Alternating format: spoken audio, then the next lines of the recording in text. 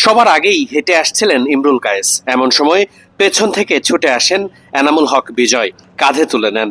যেন একটা স্বপ্নের মতোই বিদায় দেখতে পেল মিরপুর শেরেবাংলা জাতীয় ক্রিকেট স্টেডিয়াম, যেখানে ইমরুল কায়েস নিজের ফার্স্ট ক্লাস ক্যারিয়ারের ইতি টানল দারুণ এক সমাপ্তির মধ্য দিয়ে। ফার্স্ট ক্লাস ক্যারিয়ারের ইতি টেনে দিলেন ইমরুল কায়েস এবং ম্যাচ শেষ হওয়ার পর খুব স্বাভাবিকভাবেই সবাই ইমরুল কায়েসকে নিয়েই ব্যস্ত ছিলেন। ম্যাচ শেষ হয়ে ইমরুল কায়েসকে কাঁধে নিয়ে ড্রেসিং রুম পর্যন্ত নিয়ে আসেন এনামুল হক বিজয়রা। এরপর সেখানে বসে থাকা আব্দুর রাজ্জাক, তুষার ইমরানদের সঙ্গে ইমরুল কায়েস কোলাকুলি করেন। এরপর দাঁড়িয়ে তাদের সঙ্গে ছবিও তোলেন। সবকিছুই শেষ হয়েছে একেবারে ইমরুল কায়েসের ইচ্ছা মতোই। ম্যাচে শেষ ওভারটা বোলিংও করেছেন ইমরুল কায়েস। সেখানে রনি তালুকদারের সুইপে ম্যাচটা শেষ হয়। তার পরপরই ইমরুল কায়েসকে নিয়ে যেন শুরু হয় সব আয়োজন। শুরুতেই আম্পায়ার থেকে শুরু করে সকল ক্রিকেটাররা এগিয়ে আসেন ইমরুল কায়েসের সঙ্গে করমর্দন করেন। অনেক সময় নিয়েই তার সঙ্গে সবাই কথা বলছিলেন। খুব স্বাভাবিকভাবেই যে কোনো ক্রিকেটারের জন্যই ফার্স্ট ক্লাস ক্রিকেটের থেকে অবসর নেওয়ার ব্যাপারটা অনেক আবেগের একটি বিষয়। সে জায়গাটাতে ইমরুল কায়েসও নিশ্চয়ই ব্যতিক্রম নন।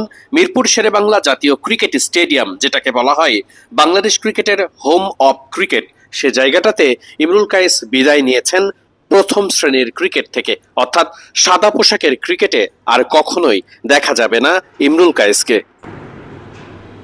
এক নজরে ইমরুল কায়েসের টেস্ট আর ফার্স্ট ক্লাস ক্যারিয়ার সম্পর্কে একটু ধারণা নেওয়া যাক। এখন পর্যন্ত 39টি টেস্ট খেলেছিলেন, রান করেছেন 1797, সর্বোচ্চ স্কোর 150, গড়টা 24.28, 50 করেছেন 4 বার, 100 করেছেন 3 বার।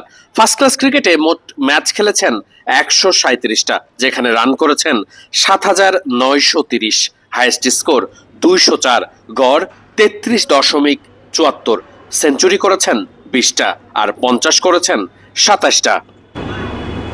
ইমরুলের ফার্স্ট ক্লাস ক্যারিয়ারের শেষ ম্যাচটাকে স্মরণীয় করে রাখতে বিসিবিও কম বেশি ভালোই আয়োজন করেছে।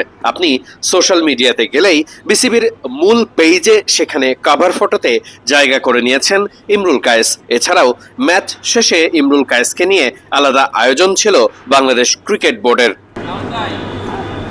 একেবারে শেষ পর্যায়ে ইমরুল কায়েস সংবাদ মাধ্যমের সঙ্গে কথা বলেছেন ক্যারিয়ারের বিভিন্ন ব্যাপার নিয়ে। সেগুলো নিয়ে বিস্তারিত আসছে পরের ভিডিওতেই। ততক্ষণ মিডফিল্ড ভিডিওর সাথে থাকুন।